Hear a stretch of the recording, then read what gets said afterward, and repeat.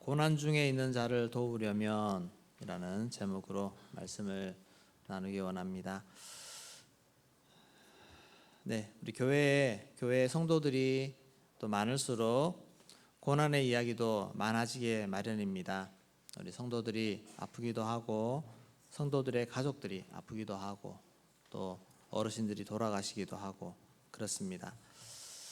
병상에 있는 가족들을 또 돌봐야 되는데 직장과 자녀로 인해서 힘들고 지친 분들도 있습니다.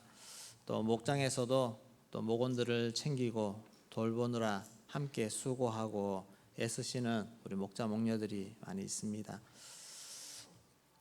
고난을 함께 감당할 수 있다는 것이 얼마나 큰 힘과 위로가 되는지 모릅니다. 환난을 당하고 어려움이 있는 자에게 함께 이기도록 함께 감당하도록 도와주는 공동체, 좋은 공동체가 필요합니다. 저도 돌아보니 벌써 29년이 됐습니다. 29년 전에 백혈병 치료 받을 때 교회에서 많이 도와주셨습니다. 헌혈증서도 모아주시고 또 혈소판 수혈이 필요한데 저는 또 직접 와서 이렇게 피를 만들어서 또 넣어줘야 되는데 우리 청년분들 오셔가지고 기꺼이 또 헌혈해 주시고 그렇게 해주셨던 기억이 납니다. 여러 가지 이런 고난들을 함께 겪는 것이 얼마나 큰 은혜인지 모르겠습니다. 그런데 이 고난이 종류가 다르고 강도도 다릅니다. 그래서 그 고난에 따라서 또 지혜롭게 도와줘야 되는 필요가 있습니다. 그래서 우리가 고난당한 중에 있는 자를 돕거나 함께하기 위해서는 첫째로 하나님과의 관계를 보아야 합니다. 고난당한 자가 하나님과 어떤 관계가 있는지를 보면서 도와야 됩니다. 첫째로 하나님을 모르는 사람이 있습니다. 하나님 모르는 사람이 고난을 당했을 때 가서 복음을 전하는 것입니다. 지난주에도 병상에 신방을 가서 두 분에게 또 복음을 전해서 예수님을 영접하게 되었습니다. 예수 믿지 않은 분들이 사고나 질병을 당했을 때 그분들이 참 인생을 두려워하고 또 어떻게 해야 될지 모르는 그런 상황에 놓일 때가 있고 복음을 전하기에 좋은 타이밍입니다. 그래서 그런 분들에게는 복음을 전하는 것이 최우선 순위입니다. 두 번째로 하나님을 알지만 믿음이 약한 사람이 있습니다. 하나님을 알고는 있지만 바른 관계를 맺지 못하고 또 여전히 세상적인 죄악이 있고 그런 가운데서 어려움을 당하는 그런 경우에는 어떻게 해야 되겠습니까? 영적으로 케어해 줘야 됩니다. 말씀으로 하나님이 무엇을 원하시는지, 우리에게 원하시는 삶이 무엇인지 그렇게 양육하고 또 아직도 버리지 못한 세상적인 삶, 죄악된 삶이 있다면 그것을 버리고 하나님이 기뻐하시는 모습으로 나아가도록 잘 지도하는 것이 필요합니다. 세 번째는 의인의 고난이 있습니다. 고난당하는 자 중에 의인의 고난이 있다는 것입니다. 욥과 같이 예상치 못하고 이해가 안 되는 그런 고난을 당했을 때입니다. 욥은 당대에 하나님이 인정하시는 최고의 의인이었습니다. 그런데 그의 고난은 죄악으로 인한 고난이 아닙니다. 고난이 왔을 때 욥도 몰랐습니다. 내가 왜 고난을 당하지? 주변 사람들도 다 몰랐습니다. 왜 고난을 당하는지. 자, 이런 고난이 왔을 때 우리는 함부로 판단할 수가 없습니다. 또 하나님이 어떤 메시지를 주시고 말씀을 주실 때까지 잘 기다리는 것이 필요합니다. 그리고 두 번째는 고난의 무게를 쉽게 가늠할 수 없다는 것을 알아야 됩니다. 저마다 고난의 무게가 있는데 그것을 쉽게 가늠해서 판단하기 어렵다는 것입니다. 지난주 병원에 가서 복음 전할 때 한 분은 저와 연배가 비슷한데 그분에게 저의 병상의 경험을 말씀드렸습니다. 저도 병상에 있을 때 이런 마음이 들었습니다라고 말할 때 마음을 열고 잘 받아주셨습니다. 동병상련이라고 말하지 않습니까? 질병이든 또 어떤 아픔이든 또 물질의 어려움이든 고난이든 관계의 고난이든 어떤 고난이든 먼저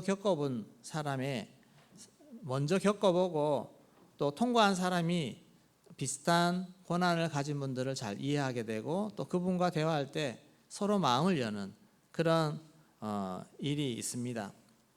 그래서 내가 겪은 일에 대해서는 잘 말해줄 수 있는데 또 내가 겪지 않은 일에 대해서는 잘 모르는 것이 사실입니다. 우리가 겪지 못한 일에 대해서 어떤 아픔이 있는 분들에 대해서 이런저런 말을 할 때 참 조심해야 되는 부분이 있다는 것입니다.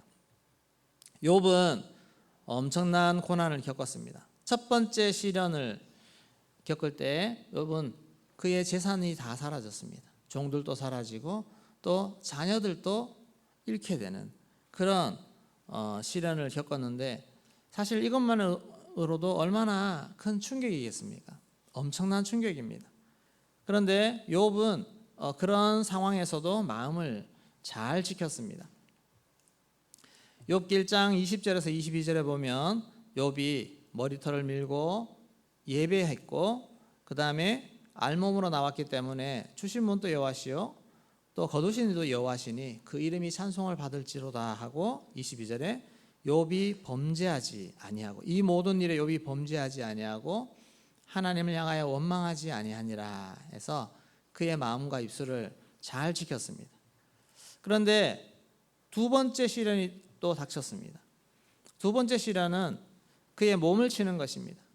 몸에 악상이 나고 그렇게 했을 때 욥은 두 번째 시험도 잘 이겼습니다. 욥이 2장 8절에 질그릇을 가져다가 몸을 긁고 그랬더니 아내가 오히려 하나님을 욕하고 죽으라 그렇게 말하는데 욥은 아내를 또 책망하면서 여호와께 복을 받았은즉 화도 받지 아니하겠느냐 하고 이 모든 일에 입술로 범죄하지 아니하니라 그렇게 말했습니다. 하나님과 사탄이 어떤 얘기했는지 아십니까? 사탄이 와가지고 하나님 앞에 내기하기를 내가 이렇게 욥을 건드리면 욥이 반드시 분명히 하나님을 욕할 거라고 했습니다. 하나님을 욕할 거라고. 그래서 하나님이 한번 해봐라 이렇게 했습니다. 근데 욥이 하나님을 향해 원망하지 않았다 했습니다. 범죄하지 않았다 했습니다. 말을 하면서 하나님 앞에 저주하거나 하나님 원망하거나 그런 말이 안 나왔다는 것입니다. 그래서 욥은 하나님이 기대하시는 만큼 그 입술을 잘 지켰고 마음을 잘 지켰습니다. 근데 문제는 시간이 지날수록 이게 너무너무 견디기가 힘든 것입니다. 병이 오래되면 고통이 오래되면 참 마음이 힘든 것이 사실입니다. 그래서 욥기 3장 이후에 나오는 그 욥의 말들 그 말들은 하나님을 향한 원망 하나님을 욕하고 저주하는 것이 아니라 너무 힘든 부분에 대한 하소연이 나오기 시작합니다. 내가 얼마나 힘든가 토로하는 것입니다. 그래서 제일 먼저 나오는 말이 내가 안 태어났으면 좋겠다. 생일이 저주받았으면 좋겠다는 그 말은 내가 좀 안 태어났으면 차라리 안 태어났으면 이런 고통이 없지 않느냐 그런 말을 하기 시작하는 것입니다. 이것은 사실 하나님을 향한 믿음이 없다 무너졌다가 아니고 얼마나 내가 힘든지 이 힘듦을 토로해내는 것 아니겠습니까? 그래서 우리가 그것을 볼 때 얼마나 고통스럽고 힘들면 욥이 저런 말을 할까 그렇게 생각해 봐야 됩니다. 그런데 그 말이 들리자 말자 욥의 세 친구들이 욥이 아무 말 하지 않을 때는 옆에서 잠잠히 일주일을 기다리다가 그 말이 나오자 말자 바로 욥의 말 꼬투리 잡아가지고 욥을 비난하기 시작합니다. 공격하기 시작합니다. 욥기 4장 3절, 4절, 5절 말씀 보시면 같이 한번 읽어볼까요? 시작.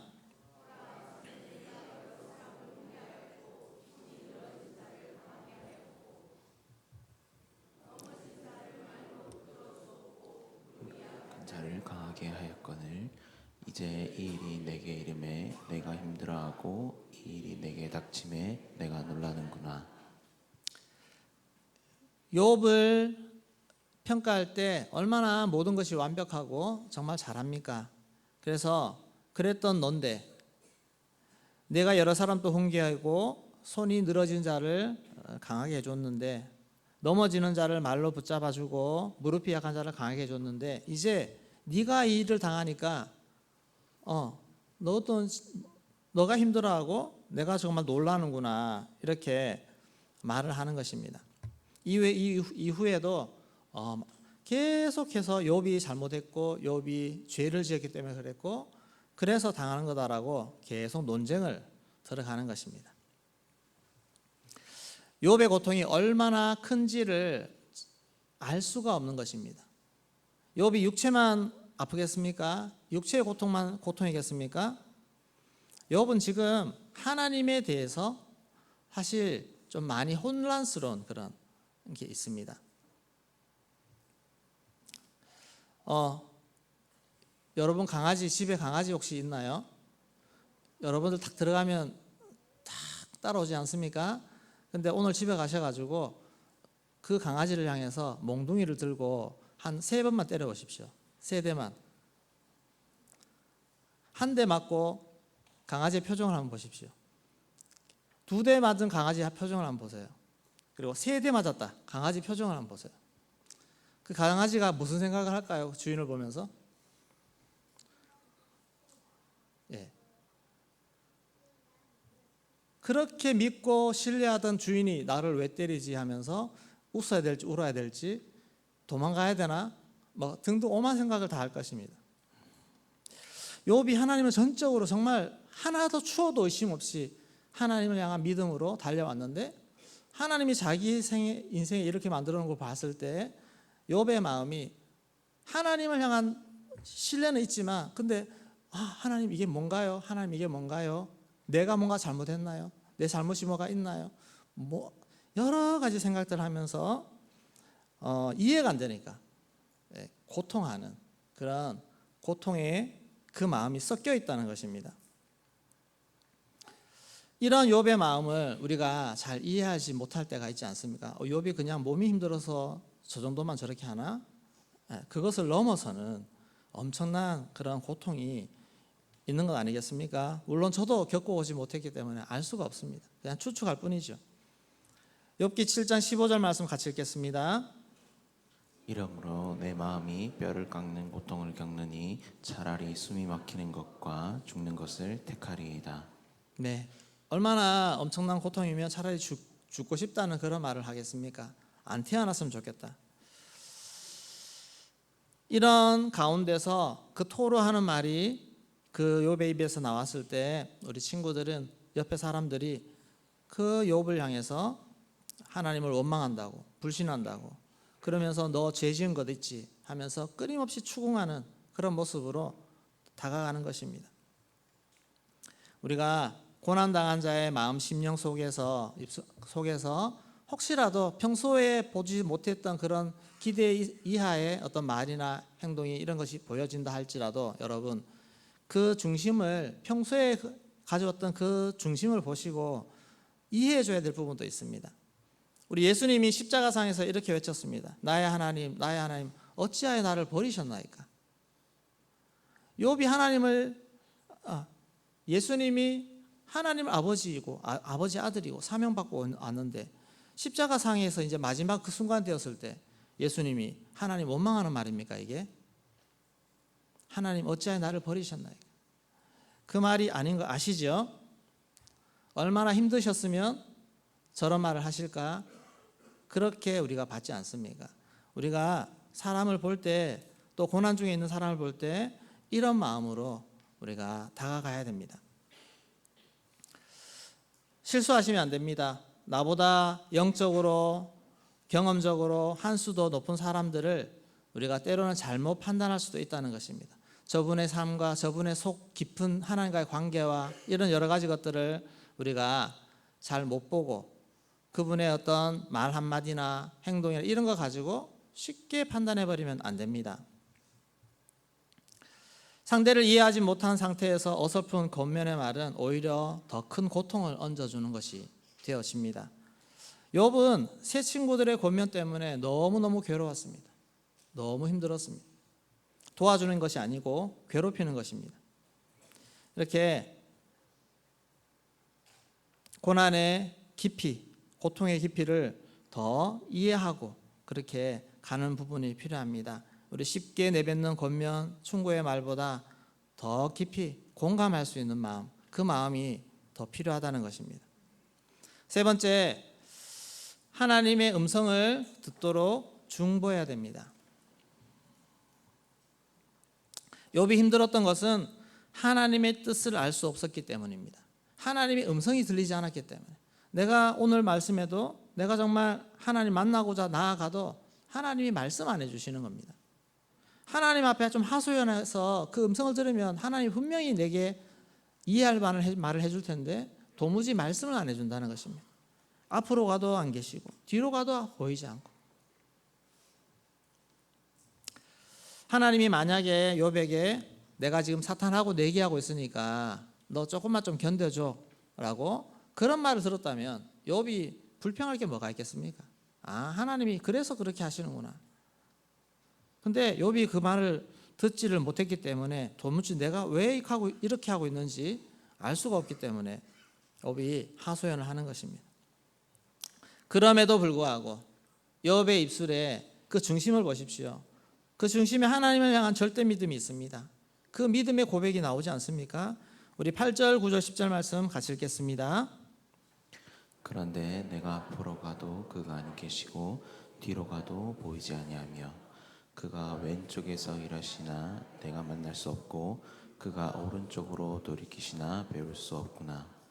그러나 내가 가는 길을 아시나니 그가 나를 단련하신 후에는 내가 숨같이 되어 나오리라. 아멘. 이런 고백을 하면서 욥이 견뎌나갑니다. 견뎌나가는데 결국 이것이 언제 끝납니까? 하나님의 음성이 들렸을 때 끝이 났습니다.